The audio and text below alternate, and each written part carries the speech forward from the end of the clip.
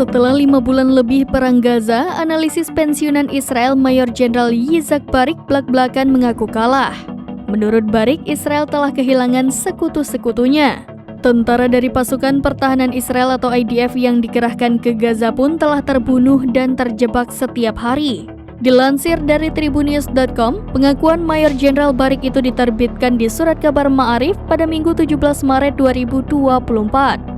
Menurut Barik, kekalahan pasukan Israel kini tak bisa disembunyikan lagi.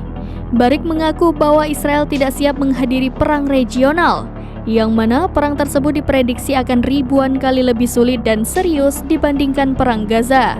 Terlebih kini setiap harinya tentara Israel telah terbunuh dan terluka di jalur Gaza.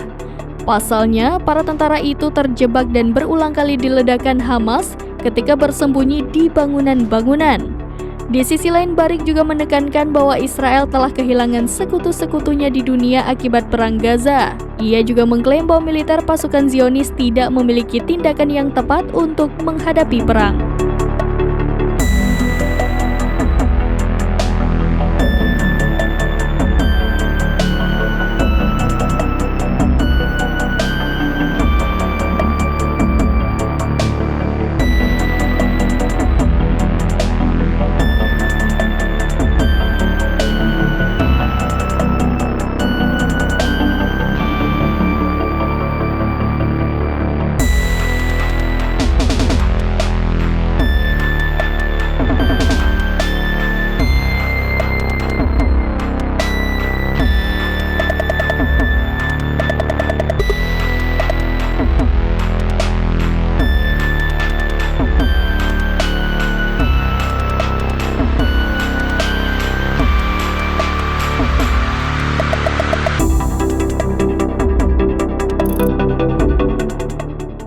Download Tribun X sekarang, menghadirkan lokal menjadi Indonesia.